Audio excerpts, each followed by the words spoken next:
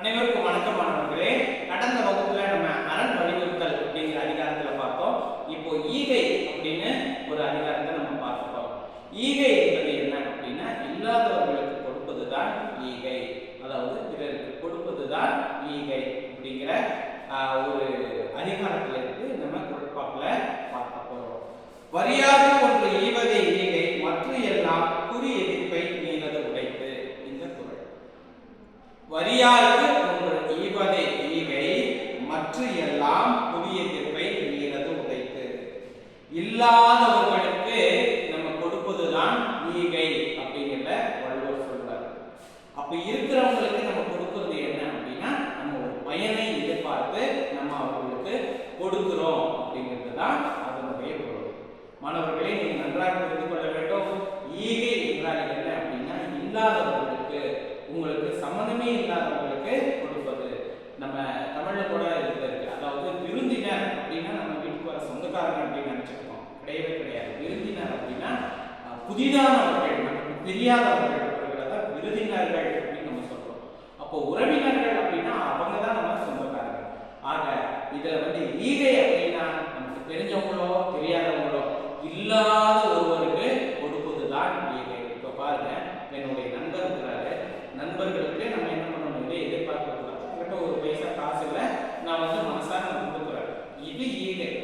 இது நண்பரே இல்லை, வழியில ஒருத்தர் கஷ்டப்படுறாரு, அதுக்கு அவரால் எந்த பயனும் கிடையாது, அவர் தருவாரோ தரமாட்டாரோ, அது நான் கொடுக்குறேன், இது ஈகை.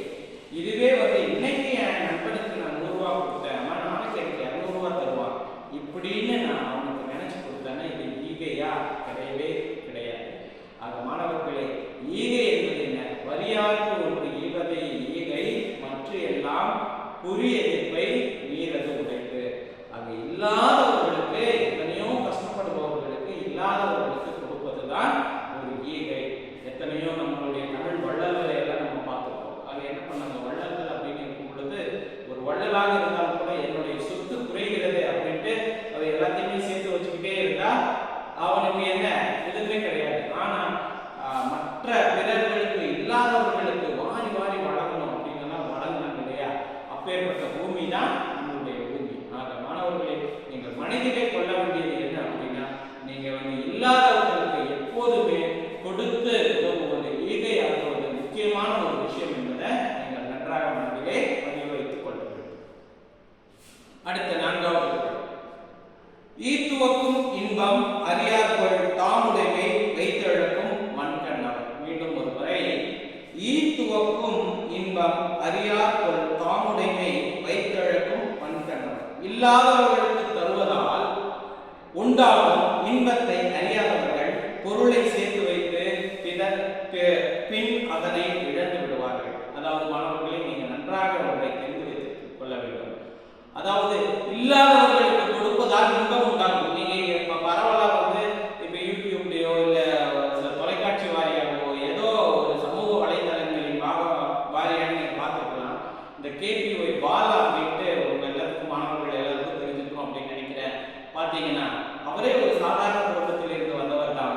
இருந்தாலும் கூட இப்ப எத்தனையோ நபர்கள் இருக்கிறாங்க, நாங்க சாதாரண குடும்பத்தில் இருந்து வந்தோம் அப்படின்னு சொல்றாங்க. சாதாரண குடும்பத்தில் இருந்து வந்தாலும் கூட அவங்க எத்தனை சொத்து சேர்த்து வச்சிருக்கிறாங்க, நம்ம எப்படி வாழ்க்கையில முன்னேறி இருக்கிறோம் அப்படிங்கிற நம்ம நிலைமைய, நம்மளுடைய சமூகத்தை, நம்மளுடைய சுற்றி இருக்கிறவங்களை தான் பார்ப்பாங்களே தவிர்த்து மற்றவர்களை அவங்கள நல்லா வச்சுக்கணும், இந்த ஊருக்கு ஒரு நல்லது பண்ணணும் அப்படிங்கிற நினைக்கிறவர்கள் ஒரு சில பேர் தான் இருக்கிறாங்க. நான் இப்ப எதற்கு அந்த பாலாவை நான் உங்களுக்கு ஒரு எடுத்துக்காட்டா சொல்றேன் அப்படின்னா, அந்த பையன் நினைச்சிருந்தா என்ன பண்ணிருக்கலாம், அவன் சம்பாதிக்கிற சொத்தெல்லாம் அவனே காரு கவுளாதி இதெல்லாம் வாங்கி எவ்வளவோ வச்சிருக்கலாம்.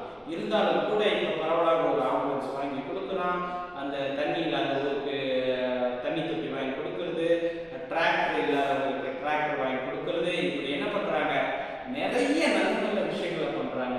இப்ப கூட உங்களுக்கு என்ன ஆசை அப்படின்னு கேட்கும் பொழுது அவர் சொல்றாரு, நம்ம அதில் சாதாரண ஒரு சினிமாவில தான் பார்த்துருப்போம், என்ன எனக்கு இந்த ஊருக்கு ஒரு பெரிய ஆஸ்பத்திரி கட்டணும் அப்படின்னு. ஆனா அவருடைய நிஜ வாழ்க்கையில அதை இப்ப துவங்கவும் போறாரு, ஒரு இலவச மருத்துவமனை கட்டணும் அப்படின்னு. இது அவரு இத்தனைக்கும் பார்த்தீங்க அப்படின்னா அவர் ஒரு லட்சக்கணக்கில் வச்சுக்கிட்டு அப்படியே தமக்கு